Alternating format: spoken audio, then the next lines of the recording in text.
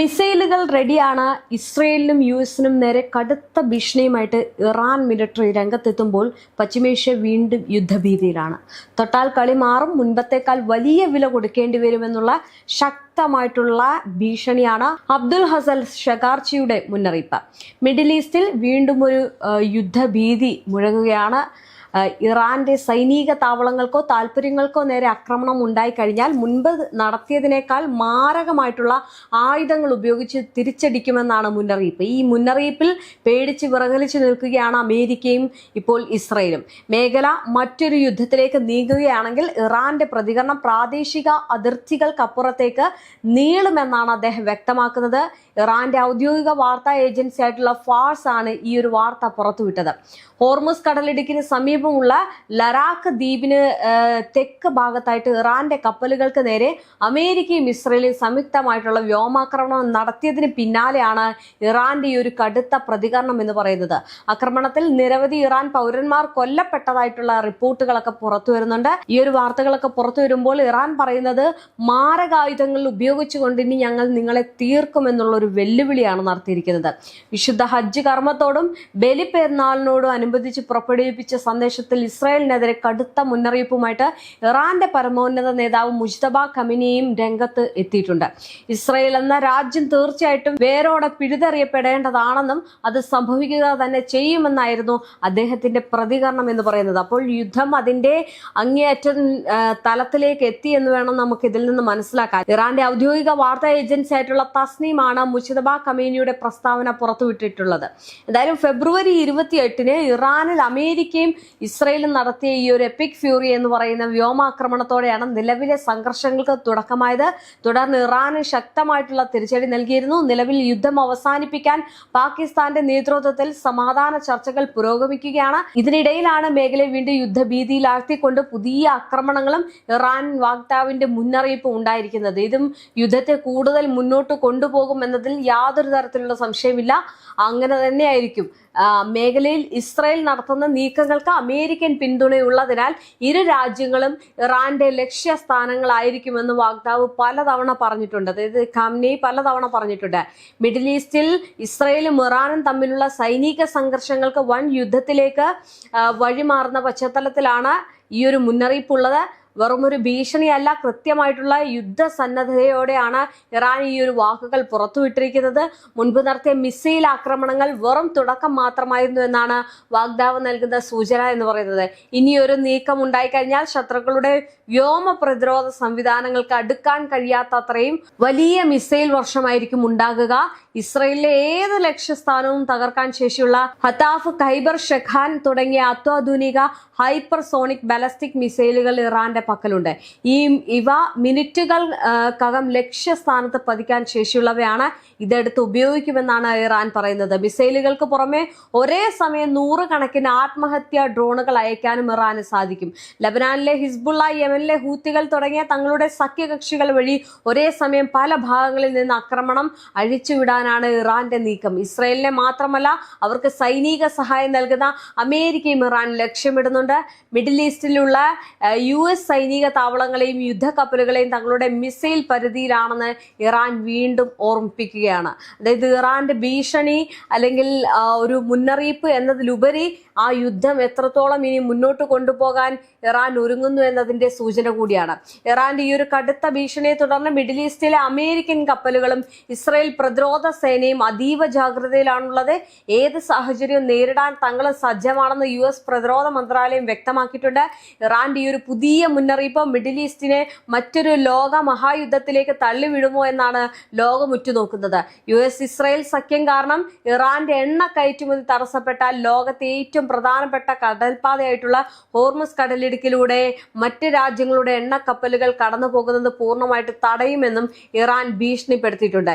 ഇതിനിടയിൽ മറ്റൊരു കാര്യം കൂടി എടുത്തു പറയണം. അതായത് ഇറാന് റഷ്യയിൽ നിന്നും അത്യാധുനിക എയർ ഡിഫൻസ് സിസ്റ്റങ്ങളും സാങ്കേതിക സഹായങ്ങളും ലഭിക്കുന്നതായിട്ട് US US ഇന്റലിജൻസ് ഒരു റിപ്പോർട്ട് പുറത്തുവിട്ടിരിക്കുകയാണ് ഇതിനെപ്പറ്റി. അതായത് ഇത്തരം സഹായങ്ങൾ റഷ്യയിൽ നിന്ന് ഇറാന് ലഭിക്കുന്നു എന്നുള്ള ഒരു കാര്യമാണ് കണ്ടെത്തിയിരിക്കുന്നത്. US ഇന്റലിജൻസ് ആണ് ഈ കാര്യം കണ്ടെത്തി റിപ്പോർട്ട് പുറത്തുവിട്ടിരിക്കുന്നത്. ഇത് അമേരിക്കയും ഇസ്രയേലിനെയും ഒരേപോലെ തന്നെ ആശങ്കയിലാഴ്ത്തുന്നുണ്ട്.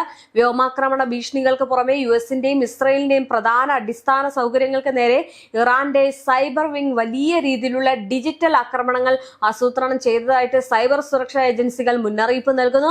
തങ്ങളുടെ ആകാശാതിർത്തി ഇറാനെ ആക്രമിക്കാൻ അമേരിക്കയോ ഇസ്രയേലോ ഉപയോഗിക്കാൻ പാടില്ല എന്ന് ഗൾഫ് രാജ്യങ്ങൾ കടുത്ത നിലപാട് സ്വീകരിച്ചിരിക്കുകയാണ്. യുദ്ധം വൻ സാമ്പത്തിക പ്രതിസന്ധിക്ക് കാരണമാകുമെന്നാണ് ഈ ഗൾഫ് മേഖലകളുടെ പ്രധാന ആശങ്ക. അന്താരാഷ്ട്ര സമ്മർദ്ദം ശക്തമായി കഴിഞ്ഞാൽ തങ്ങളുടെ ആണവ നയത്തിൽ മാറ്റം വരുത്തുമെന്നും കൂടുതൽ കടുത്ത പ്രതിരോധ നടപടികളിലേക്ക് കടക്കുമെന്നും ഇറാന്റെ ഉന്നത ഉദ്യോഗസ്ഥർ സൂചന നൽകിയിട്ടുണ്ട്. ഇറാന്റെ സായുധ സേനയുടെ മുതിർന്ന വക്താവ് ബ്രിഗേഡിയർ ജനറൽ അബുൽ ഫസൽ ഷെഖാർച്ചിയാണ് അന്താരാഷ്ട്ര സമൂഹത്തെ ഞെട്ടിച്ച് ഈ ഒരു പുതിയ യുദ്ധ മുന്നറിയിപ്പ് നൽകിയിരിക്കുന്നത്. എന്തായാലും ആ യുദ്ധ മുന്നറിയിപ്പതിന് ശേഷമാണ് ഈ റഷ്യയിൽ നിന്ന് തങ്ങൾക്ക് വേണ്ട സഹായങ്ങൾ ലഭിക്കുന്നു അല്ലെങ്കിൽ ഇറാനിലേക്ക് ചില കാര്യങ്ങൾ എത്തുന്നു എന്നുള്ള വാർത്തകൾ US ഇന്റലിജൻസ് പുറത്തുവിടുന്നത്. അങ്ങനെ ആകെ മൊത്തത്തിൽ അശാന്തിയാണ് പശ്ചിമേഷ്യയിലുള്ളത്. ഇത് വെറുമൊരു ഭീഷണിയായല്ല, തങ്ങളുടെ പരമാധികാരത്തിന്മേൽ കൈവയ്ക്കാൻ വരുന്ന ശത്രുക്കളെ തകർക്കാൻ പുതിയ യുദ്ധതന്ത്രങ്ങളും ലക്ഷ്യസ്ഥാനങ്ങളുടെ ഒരു വലിയ ഡാറ്റാ ബാങ്കും സൈന്യം തയ്യാറാക്കിയിട്ടുണ്ട് എന്ന് അദ്ദേഹം വ്യക്തമാക്കുന്നു. ഒമാൻ തീരത്ത് എണ്ണക്കപ്പലിന് നേരെ ഉണ്ടായിട്ടുള്ള സ്ഫോടനത്തിന് പിന്നാലെ തെക്കൻ ഇറാനിലെ മിസൈൽ താവളങ്ങൾക്ക് നേരെ അമേരിക്കൻ സൈന്യം നേരിട്ട് സ്വയം പ്രതിരോധ ആക്രമണങ്ങൾ നടത്തിയതായാണ് ഇറാന്റെ പെട്ടെന്നുള്ള ഈ ഒരു കടുത്ത പ്രകോപനത്തിന് കാരണമായി തീർന്നത്.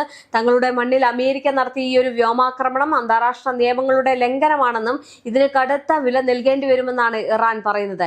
ഇനിയൊരു ആക്രമണം ഉണ്ടായാൽ ഇറാന്റെ പ്രത്യാക്രമണം മിഡിൽ ഈസ്റ്റിൽ മാത്രം ഒതുങ്ങുന്നതല്ല എന്നും അത് ലോകത്തിന്റെ മറ്റ് അതിർത്തികളിലേക്ക് വ്യാപിക്കുമെന്നുമാണ് ഷെഖാർച്ചി നൽകിയിരിക്കുന്ന മുന്നറിയിപ്പിൽ നിന്ന് മനസ്സിലാക്കാൻ സാധിക്കുന്നത്.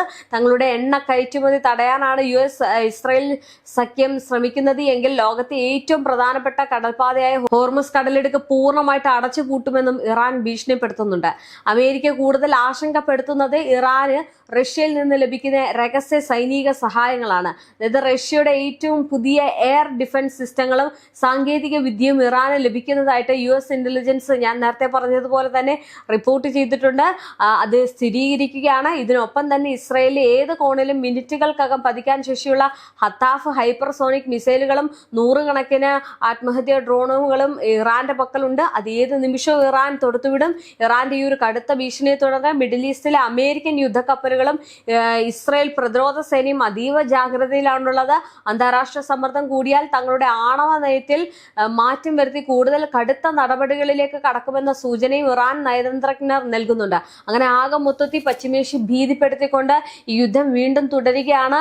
അമേരിക്കയ്ക്കും ഇസ്രയേലിനും ഏൽക്കാൻ പോകുന്ന വലിയ പ്രഹരമായിരിക്കും ഇനി മാരകായുധങ്ങൾ ഉപയോഗിച്ച് ഞങ്ങൾ തീർക്കുമെന്നാണ് പറഞ്ഞിരിക്കുന്നത്. അത് മാത്രമല്ല മുജിതബ ഖമീനി പറഞ്ഞിരിക്കുന്നത് ഇസ്രയേലിനെ വേരോടെ പിഴുതെടുത്ത് എറിയും എന്നുള്ളതാണ്. മാത്രമല്ല യുദ്ധം വലിയ രീതിയിൽ തന്നെ മുന്നോട്ട് പോവുകയാണ്. പശ്ചിമേഷ്യയിൽ സമാധാനമില്ല. ഈ ഹോർമുസ് കടലിടുക്ക് അടച്ചുപൂട്ടുന്നത് ഉൾപ്പെടെ ഉള്ള കാര്യങ്ങളാണ് ഇപ്പോൾ ഇറാൻ മുന്നോട്ട് വെക്കുന്നത്. അത് പൂർണ്ണമായിട്ടും അടച്ചു കഴിയുകയാണെങ്കിൽ ലോകം മൊത്തത്തിൽ ഇരുട്ടിലാകും. ഇനി ഞാൻ പറഞ്ഞു വരുന്നത് പോലെ തന്നെ ഈ യുദ്ധം മുന്നോട്ട് കൊണ്ടുപോയി കഴിഞ്ഞ് ഇറാൻ തങ്ങളുടെ മാരകായുധങ്ങൾ പുറത്തെടുക്കുകയാണെങ്കിൽ അവശേഷിക്കുന്നത് എന്തായിരിക്കും എന്നുള്ളൊരു ചോദ്യമാണ്. കാരണം ഇസ്രായേലിനും അമേരിക്കയ്ക്കും നിലവിൽ പിടിച്ചു നിൽക്കാൻ കഴിയാത്തൊരു സാഹചര്യമാണ്. അമേരിക്കയുടെ സുരക്ഷ പോലും ഇപ്പോൾ ഇറാന്റെ കയ്യിലാണുള്ളത്. അതുകൊണ്ട് തന്നെ ഇറാൻ ഏതെങ്കിലും തരത്തിൽ പുതിയ നീക്കം നടത്തുമോ എന്നുള്ളതാണ് ഇനി ഉറ്റുനോക്കി കാണേണ്ടത്. പക്ഷെ ഒരു രീതിയിൽ ഇറാൻ പോവുകയാണെങ്കിൽ, അതായത് യുദ്ധം മുന്നോട്ട് കൊണ്ടുപോവുകയാണെങ്കിൽ അവിടെ പശ്ചിമേഷ്യക്ക് എന്നും ഒരു സമാധാനം നഷ്ടപ്പെട്ട ഒരു അവസ്ഥയായിരിക്കും. എന്തായാലും ഈ യുദ്ധം മുന്നോട്ട് കൊണ്ടുപോയി ഈ പറയുന്ന മുജതബ ഖമീനിയുടെ വാക്കുകൾ പോലെ ഇസ്രായേലിനെ വേരോടെ പിഴുതെറിയുകയാണെങ്കിൽ യുദ്ധം വലിയ രീതിയിൽ തന്നെ മുന്നോട്ട് പോവുകയും പിന്നീട് അവിടെ വലിയ പ്രശ്നങ്ങളും പ്രതിസന്ധികളും ക്ഷാമവും അതുപോലെ തന്നെ സാമ്പത്തിക തകർച്ചയൊക്കെ ഉണ്ടാകും. നിലവിൽ സാമ്പത്തിക തകർച്ച ഈ ഹോർമുസ് കടലിടുക്ക് അടച്ചിട്ടത് കൊണ്ട് തന്നെ ഉണ്ടാകുന്നുണ്ട്. പക്ഷെ അതിലുപരി ഏറ്റവും വലിയൊരു പ്രശ്നം എന്ന് പറയുന്നത് ഈ ഹോർമുസ് കടലിടുക്ക് പൂർണ്ണമായിട്ട് അടച്ചിടുന്നതും ഈ വലിയ മിസൈൽ വർഷം നടത്തുന്നതുമായിരിക്കും. എന്തായാലും ഇസ്രയേലിന് അങ്ങനെ ഒരു രീതിയിൽ ഇറാൻ നോക്കിക്കാണുകയാണെങ്കിൽ അല്ലെങ്കിൽ ഒരു ആക്രമണം തൊടുത്തുവിടാൻ ഒരുങ്ങിക്കഴിഞ്ഞു കഴിഞ്ഞാൽ വീണ്ടും വലിയ പ്രശ്നങ്ങളായിരിക്കും പിന്നീട് ഉണ്ടാകുക. അത് അമേരിക്കയ്ക്ക് ഒരിക്കലും താങ്ങാൻ കഴിയുന്നത് ആയിരിക്കത്തില്ല, അതിനപ്പുറമായിരിക്കും. ഇറാന്റെ പ്രഹരശേഷി എന്ന് പറയുന്നത് അത്രയുമാണ്. എന്തായാലും മാരകായുധങ്ങൾ ഇനി എടുത്തേക്കുമെന്ന് ഇറാൻ പറയുമ്പോൾ അമേരിക്കയ്ക്കും ഇസ്രയേലിനും യാതൊരു തരത്തിലുള്ള രക്ഷയും ഇല്ല എന്ന് വേണം കണക്കാക്കാൻ.